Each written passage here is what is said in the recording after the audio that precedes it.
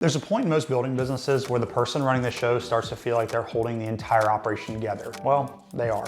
They're estimating jobs at night, returning client calls between site visits, you're chasing subs in the morning, and you're trying to keep books straight on the weekends. Where's time for your family and all that? They know they need help. They've known it for a while. But the question of who to hire first and when is one of the hardest calls to make in this business, and most owners get it wrong on the first try. Some simply avoid it and let themselves drown.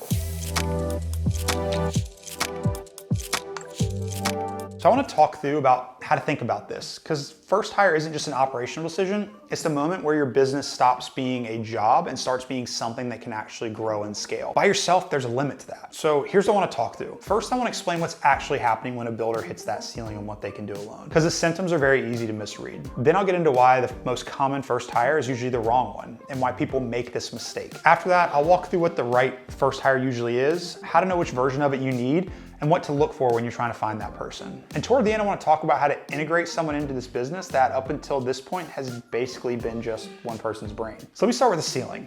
Every solo builder eventually hits a wall where they're not constrained by the market or by demand, they're constrained by their own time. The phone is ringing, the projects are there, but the work is coming in, but they can't take any more of it without something falling apart. The first instinct when you hit that wall is to think you just need to work harder. You need more hands on the job, maybe more labor, maybe a second carpenter, an assistant, someone to drive around and run errands. That instinct isn't completely wrong, but it's usually addressing the wrong problem. And solving the wrong problem heads you in the wrong direction for too long. So the problem isn't that you don't have enough hands, the problem is the work that can only be done by you, the work that lives inside your head and your relationships and your judgment is taking too much of your time. So the mistake I see most often is hiring someone whose job is to take physical tasks off your plate when the actual constraint is on the cognitive side of the business. You hire a laborer or a junior person, and now all you've done is get someone who needs direction. And as anyone who's hired knows, all you've done is effectively added more needs into your time, because you've added someone who needs to be told what to do, someone whose work has to be checked. And what you discover a few weeks in typically is that you're not freed up, you're busier.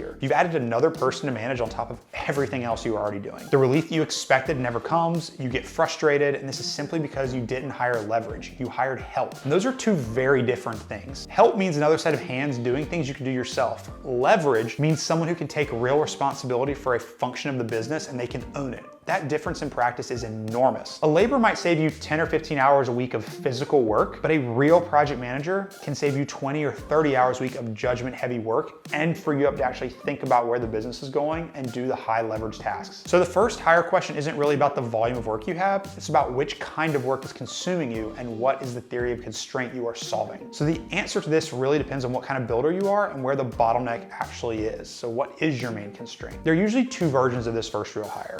One's a project manager, someone who can take the day-to-day of running a job, the schedule, the sub-coordination, the client communication, and truly own it. The other is a project coordinator, so someone who can take the front end of the business, the permitting, the takeoffs, the bidding, the early client conversations, and own that and keep track of it for you. So which one you need really depends on where you're spending your time and where the work's backing up. If you're losing jobs because you can't get bids out fast enough or because your estimates are inconsistent, that's a front-end problem. If you're losing your mind because you can't be on 6 job sites at once and the wheels are coming off the project you've already won, that's a project management problem. Most builders need both eventually, but typically you only have the bandwidth and the cash flow for one of these two to start. So you have to figure out what is the bigger constraint, and that will help you solve which one's the first one to hire. I'll be honest, in my experience, the project manager tends to come first from most custom and luxury builders because the operational complexity of running a custom build is what eats your day. Solving the problems, going out in the field, putting your eyes on the project constantly. You can stay disciplined about bidding once a week or once every couple of weeks, but you can't be undisciplined about what's happening on the job site. So if I had to generalize, I'd say that project management is more often the right first hire. But truly, that's a generalization, and the right answer really depends on the specific builder and their specific situation. So here's what to look for when you're trying to find that person. Because the wrong person is worse than no person at all. Experience in the kind of building that you do matters. Someone who's managed production housing is gonna think differently than someone who's managed custom or luxury work. And the gap between those two people is generally bigger than people assume. The pace, the tolerance, the communication style with high-end clients, the relationships, the kind of subs you use, all of that is different. You go from being a project scheduler to a true project coordinator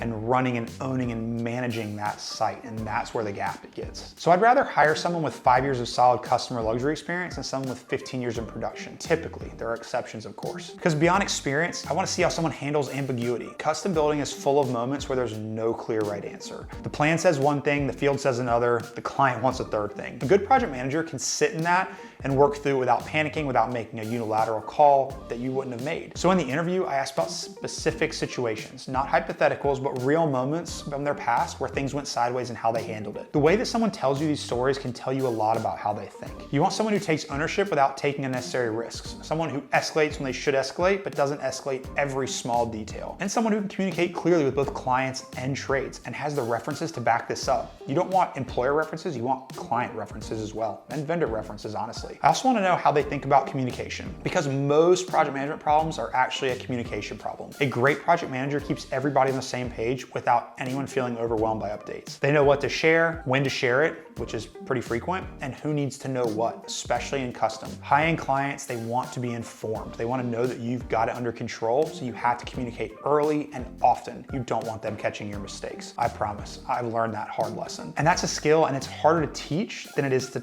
find. So I pay close attention to how they describe their existing relationship with clients, with trades, and I weigh references heavily on that dimension specifically. And once you have the right person, the integration piece is where a lot of builders stumble. Temptations to hand off everything at once and just drop the bomb and finally feel relief. But the business has been running on your judgment, your relationships, your standards, and a new person cannot absorb that overnight. In fact, if you don't tell them the standards, they can't live up to them and you'll just end up unhappy. So the handoff has to be gradual. I start them on one project at a time, ideally following you around probably for a while until they're stable. Then let them take over. Have them sit in on client calls, walk through how you use trades, how you communicate with them, what to watch for with each one, what the standards are at the finish level. None of this is manual. None of this can be an assumption. It lives in your head and you have to deliberately transfer it out. And yes, this takes effort and energy. In the short term, you're gonna be busier, but in the long term, if you do this right, you're gonna free yourself and your business up tremendously. Another part of this is the compensation side matters. This is where I see builders try to save money in a way that backfires. The right project manager is going to cost real money. And the temptation is to underpay relative to that role and hope you get somebody good. And that might work out, you might get lucky, but that's just it, you got lucky. That's why it's almost always a mistake. If you're hiring someone to take ownership of millions of dollars of construction and high trust client relationships, you need to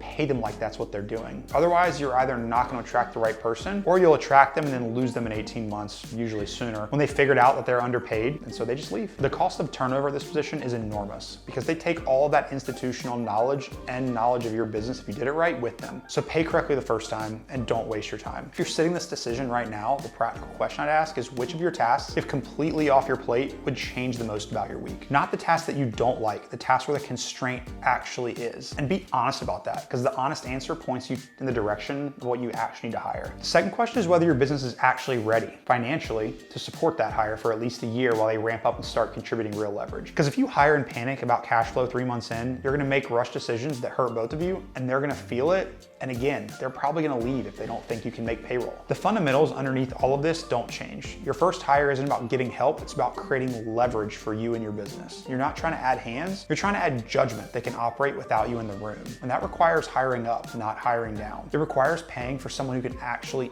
own a function. Early on, this might just be a high energy person. Later on, this is a true A player. And it requires investing time on the front end to transfer the parts of the business that have only ever lived in your head. Builders who get this right tend to look back and see it as a moment where everything changed for the better. The builders who get it wrong, they will spend 2 or 3 years cycling through hires before they figure it out. And you will see their revenue cycle in the exact same way. So if this was helpful, I'd appreciate a like and subscribe. If you're sitting at that ceiling right now and trying to figure out what move to make, drop it in the comments and I'll do my best to get to it.